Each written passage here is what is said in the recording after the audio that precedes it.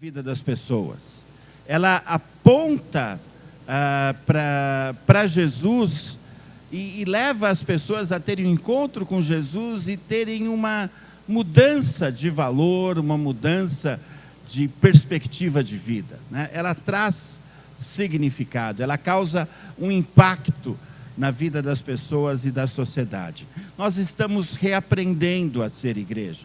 Estamos em um contexto novo, em um bairro novo e precisamos trabalhar dessa maneira. Os grupos pequenos precisam ser significantes dentro dos bairros e comunidades que eles estão inseridos, né?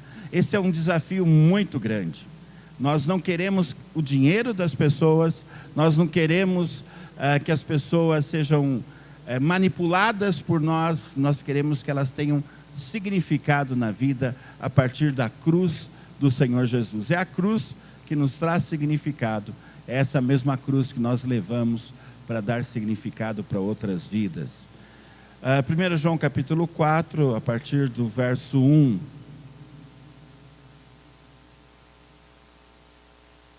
Abriram suas Bíblias, vamos lá.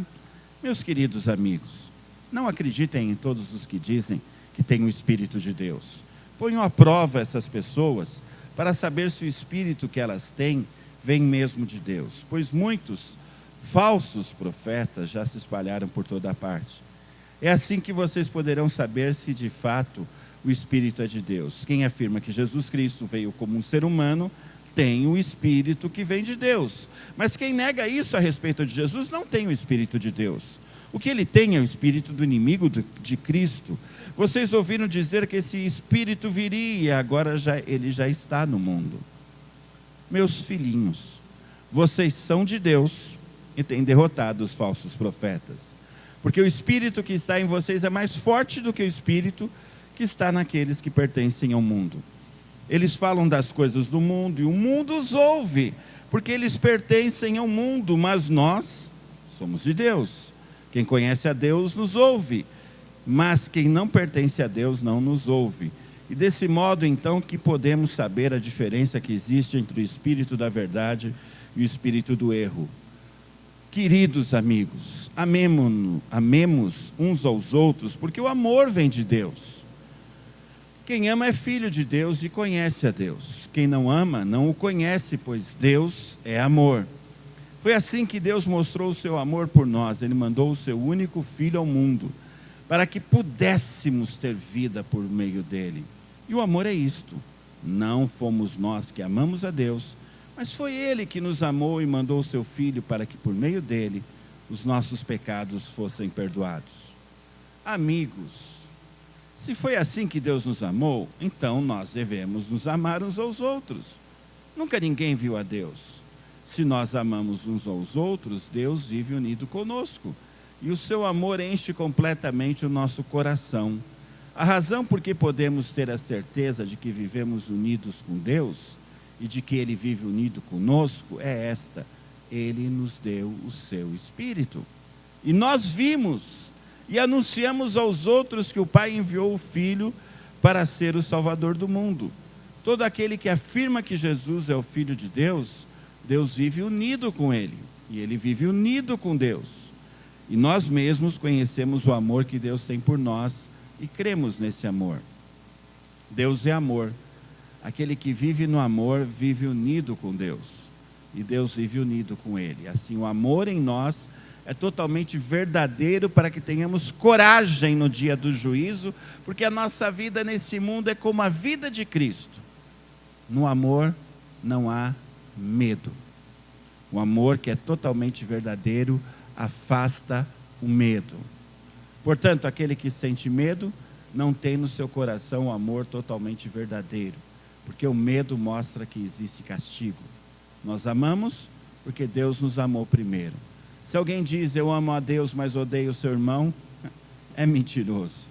Pois ninguém pode amar a Deus a quem não vê, se não amar a seu irmão a quem vê. O mandamento que Cristo nos deu é este: quem ama a Deus, que ame também o seu irmão. Qual é a palavra que mais se repete nesse texto? Amor, né? João faz uma ligação muito grande entre amor e seguir de verdade o Senhor, entre amor e ser de fato filho de Deus, servo do Deus vivo. Naquela época, como na nossa época, as pessoas ficavam impressionadas com profecias, pessoas falando em línguas e coisas assim sobrenaturais.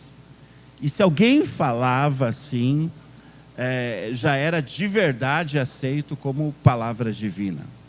Tem até um personagem no YouTube chamado Pastor Jacinto Manto. Ele é da Assembleia de Deus e ele faz algumas brincadeiras lá muito interessantes, né? E ele brinca com essa questão da Assembleia de Deus, né? Desse negócio de descer o manto, de falar em mistério, o tom de voz, né?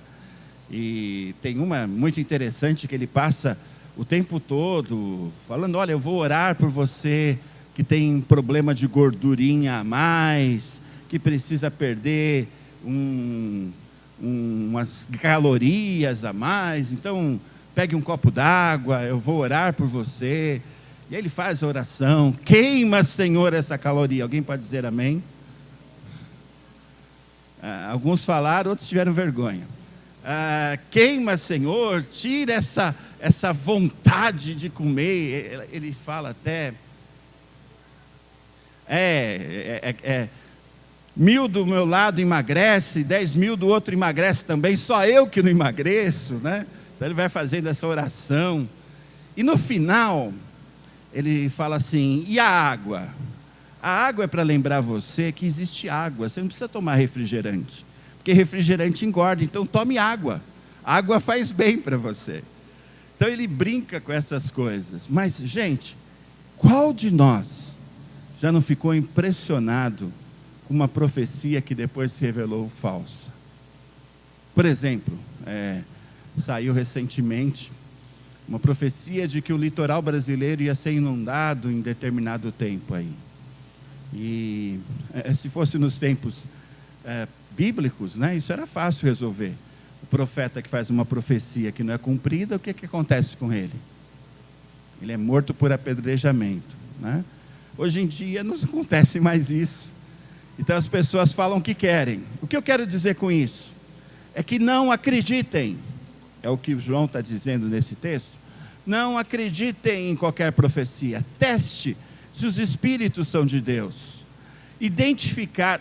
Irmãos, por favor, prestem atenção nessa frase. E até você, Murilo. Identificar o sobrenatural com o divino é um erro perigoso. Não é porque é sobrenatural que é divino. O diabo faz coisas sobrenaturais também. Um acampamento de igreja, eu trouxe um pastor, um doutor em teologia, para falar para a igreja lá em São Paulo, e um irmão contou que ele tinha sido curado antes de se converter, porque ele tinha ido numa benzedeira, então ele achava que Deus tinha curado ele através da benzedeira, e o pastor falou assim: não, meu irmão, desculpa, mas quem curou o irmão foi o diabo. Foi o diabo que fez isso, para poder amarrar a vida do irmão nele, né?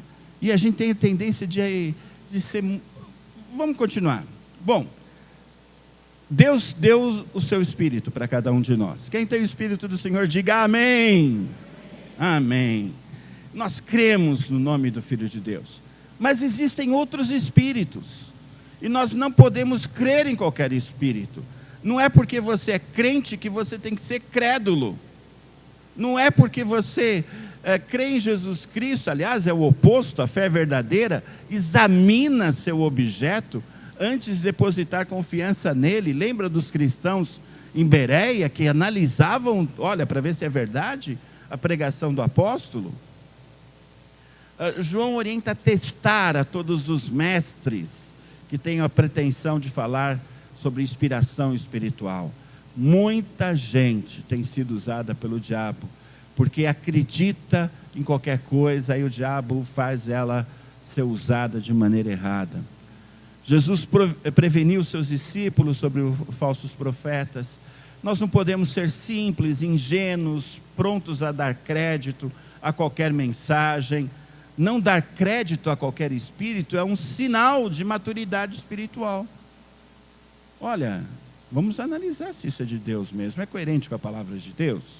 A Bíblia diz que Deus nos orienta de que a Bíblia seja nossa única manual de regra, manual de fé. Então, isso é coerente com a palavra de Deus? Não, mas por que isso? Irmãos, nesse tempo de vida cristã, eu já vi dentes de ouro, unção do emagrecimento, unção da largatixa, unção do riso, tantas coisas que fizeram a cabeça de muitas gerações de crentes.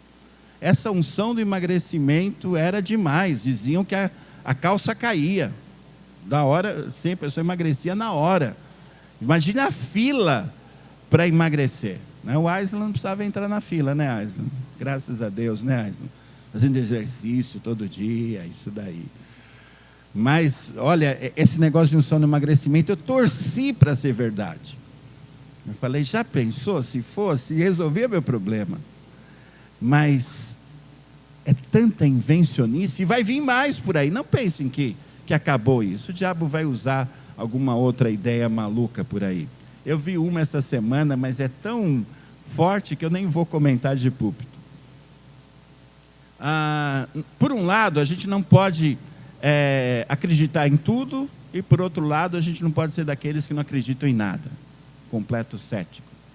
Como que a gente reconhece o Espírito Santo? É simples. Primeiro, vamos olhar o ensino do profeta, né? Esse profeta está ensinando que Jesus Cristo veio em carne e é de Deus. Ok, isso é um sinal de que ele é de Deus.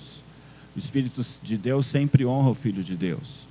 Jesus de Nazaré é o Cristo, o Filho encarnado, isso é básico. É interessante que filósofos, psicólogos, atores de televisão, e às vezes a gente fica impressionado com isso, eles dizem que não creem em Deus. Ok, a Bíblia diz que o contrário também é verdade. Se alguém nega que Jesus Cristo é o Filho de Deus, quem está falando é o diabo. Ele pode ser filósofo, não sei das quantas, ele pode ter doutorado, pós-doutorado, ser artista de cinema, ter ganho um Oscar, mas a boca dele é uma boca que destila algo que vem do inferno. É o que o texto bíblico está ensinando. E a gente fica impressionado. Aquele ator, aquela pessoa, ele disse que não acredita em Deus. Ok, quem está por trás disso é o diabo.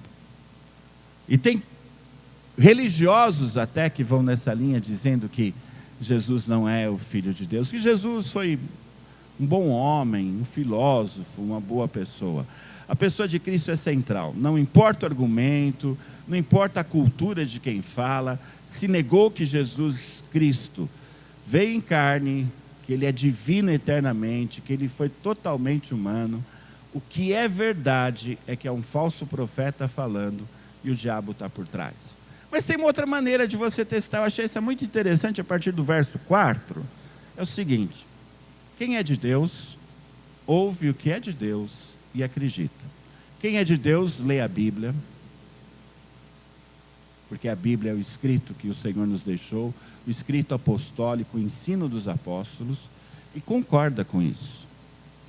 Quem é do diabo, escuta o que o diabo faz e concorda com isso.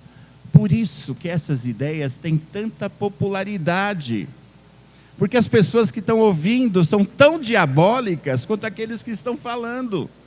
Por isso que é sucesso. Vocês entendem? Se a pessoa está falando em nome de Satanás, quem é de Satanás aplaude. Por isso que tem tanto sucesso no mundo, gente. Pessoas falando coisas absurdas quanto a família, quanto a destruição da família, quanto a mil e uma coisas, essas falas de ódio. Eu vi uma coisa impressionante essa semana. Pessoas estão atacando, eu não lembro a data, se é 2002, 2012, aconteceu uma chacina em uma escola nos Estados Unidos, em que se mataram várias crianças. E tem pessoas hoje em dia que acusam o pai dessas crianças de que aquilo foi uma mentira, que aquilo foi inventado. E de que ele devia morrer. E, sabe, palavras de ódio. É tão impressionante o mundo que a gente está vivendo, né? Então, quem é do diabo, escuta e concorda.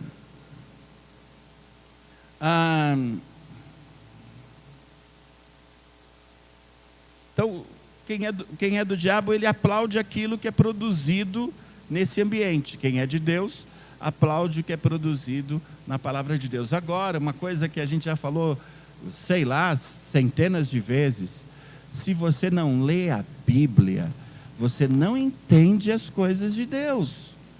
Então não tenha coragem de abrir a sua boca para corrigir igreja, pastor, para corrigir outro irmão. Se você não lê a Bíblia, você não tem intimidade com Deus, você não sabe nada da palavra de Deus. Gente, você é um burro espiritualmente. Acorda, meu irmão. Acorda, minha irmã. Aí houve uma besteira qualquer aí no mundo que está cheio de besteiras. E acha isso o suficiente para te botar em crise na fé. Leia a Bíblia. Eu não digo que você não deve ler outras coisas. Eu gosto de ler, é importante o conhecimento. Jesus nunca teve problema com isso, porque a verdade é uma só. Mas você tem que ler a Bíblia, né?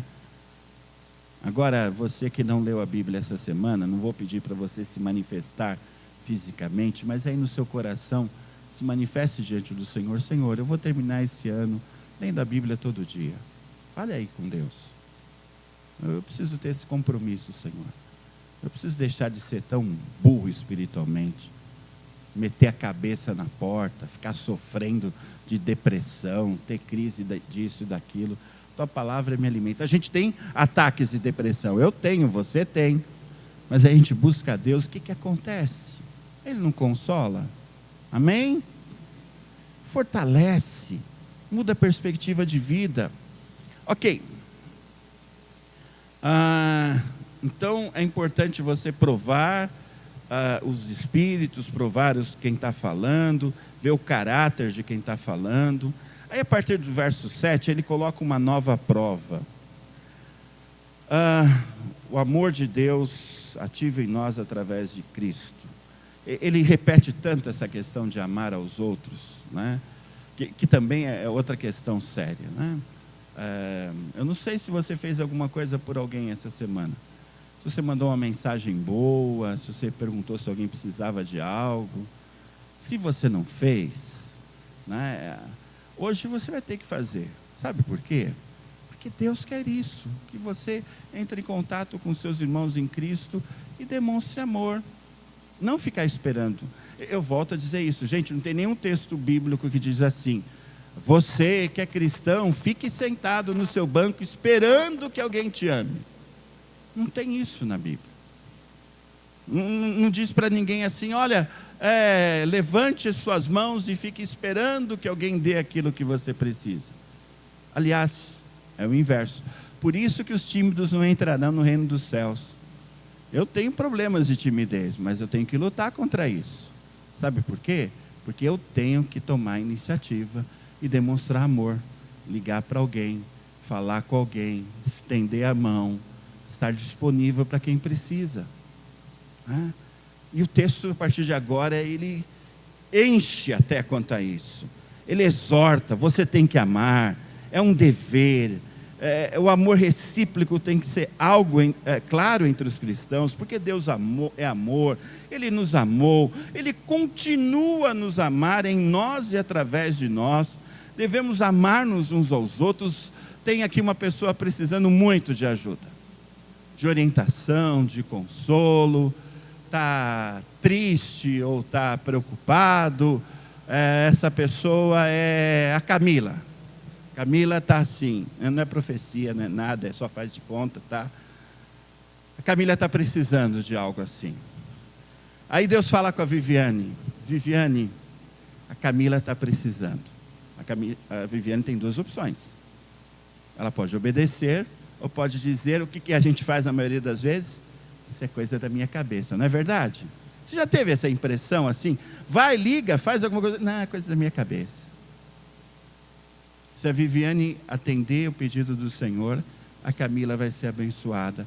A Camila vai se sentir amada pela Viviane e por Deus.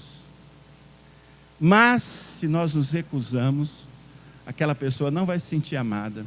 Nós pecamos por desobediência.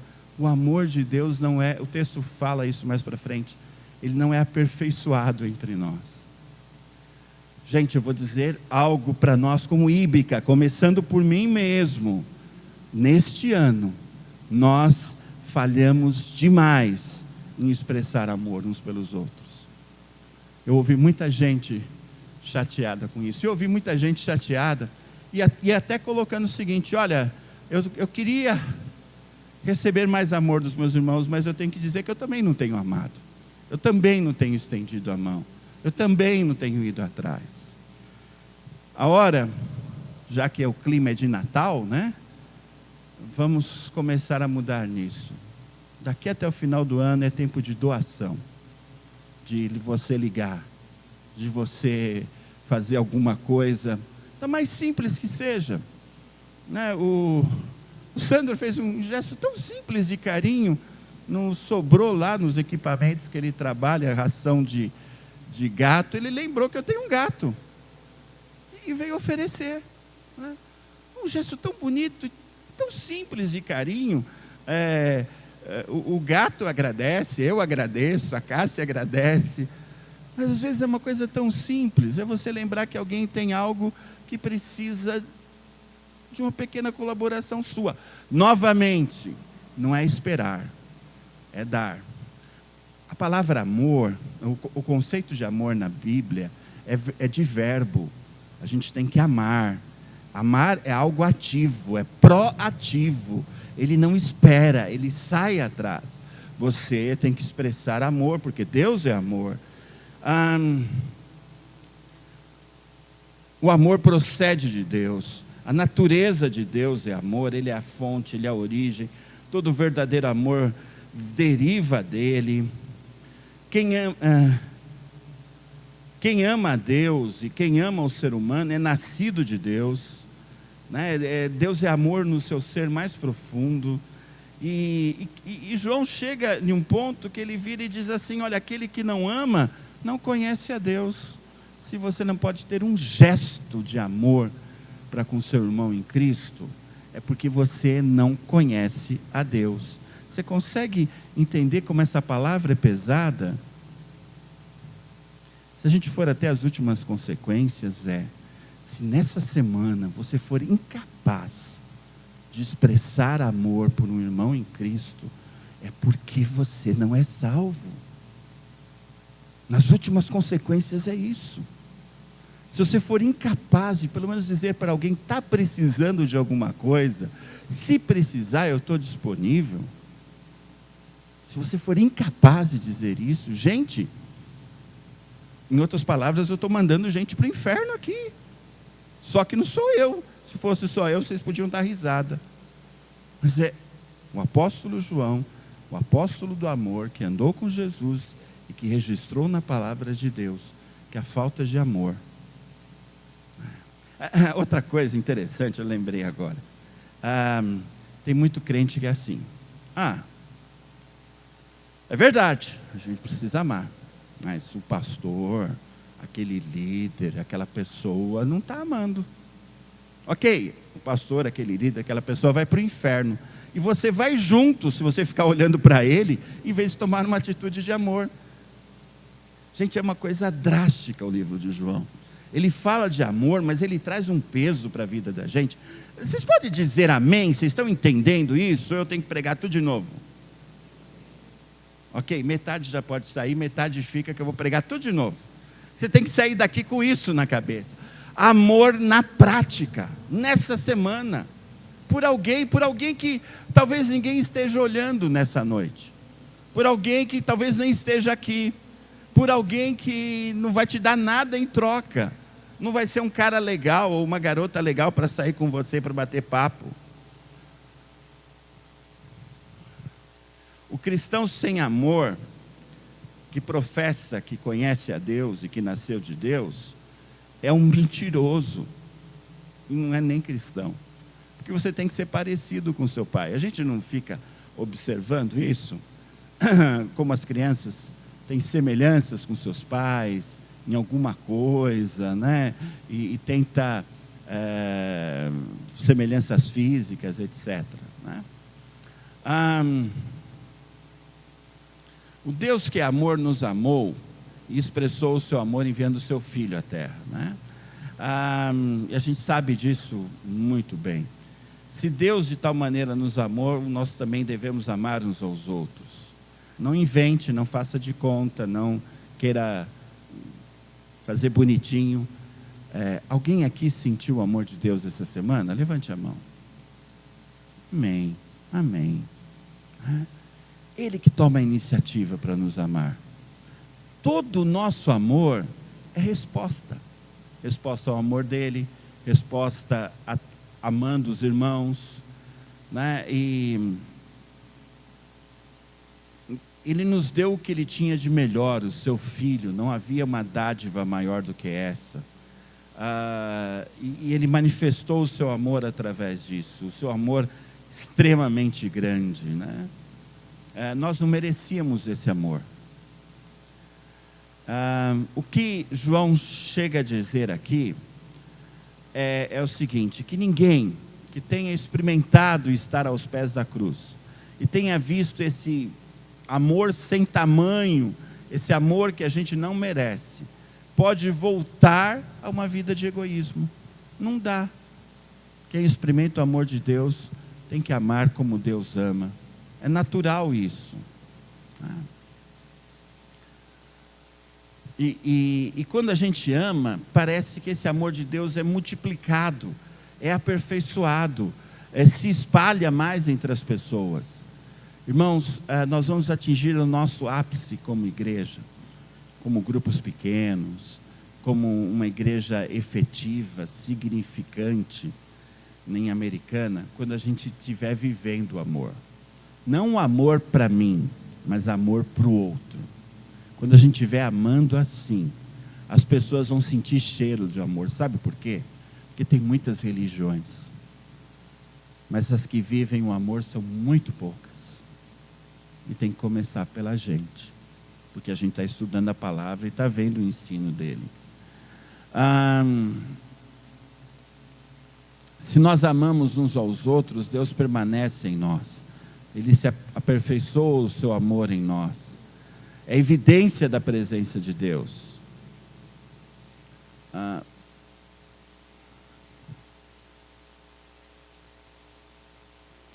Então, naturalmente nós não podemos amar. Eu estou terminando, Edson. Eu vi que você está com sono, estou dando sono.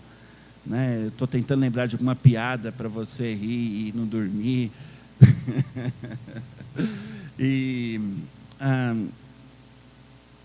O homem natural, ele não pode acreditar no amor, ele não pode viver o amor. A nossa natureza é cega e egoísta.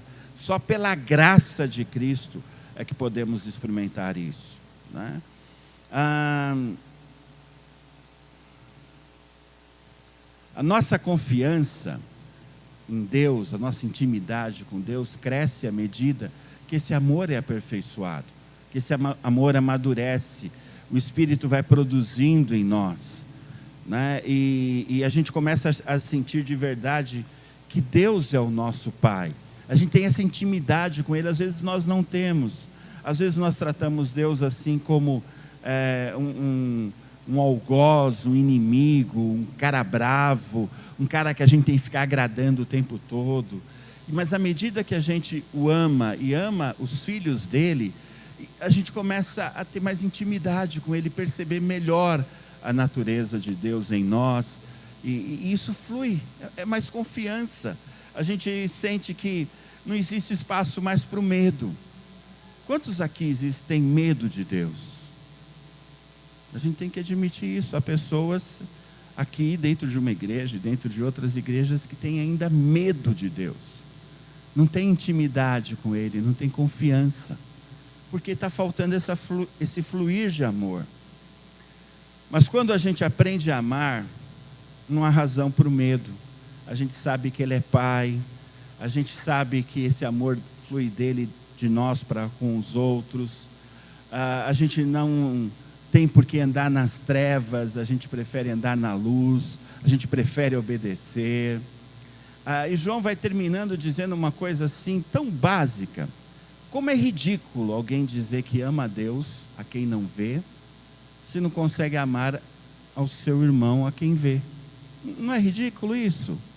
Não é? É a mesma coisa de alguém chegar aqui e vir dar um testemunho que ama as crianças do Kurdiquistão. Olha, vamos orar pelas crianças do Kurdiquistão, né? E ele não suporta as crianças da igreja, as crianças da rua, as crianças da sua própria família, né? Mas fica bonito falar que ele ama as crianças do Kurdiquistão, quem ele nunca vai ver e por quem ele nunca vai fazer nada. E não consegue amar as crianças aqui de perto. E quando nós temos a oportunidade de amar o irmão, nós temos oportunidade de servir a esse irmão, né? Se nós amamos a Deus, nós guardamos os seus mandamentos. Se nós amamos a Deus, nós testamos os espíritos. Se nós amamos a Deus, nós amamos também o nosso próximo, o nosso irmão, como amamos a nós mesmos. Queria te convidar a encerrarmos essa mensagem de joelhos. Queria pedir que você, se pudesse, coloque seu joelho no chão. Eu vou te dar um tempo para você orar por essa questão do amor na sua vida. Eu não sei, de repente você é uma pessoa que ama com muita facilidade, nem precisa de ser chamado a essa responsabilidade.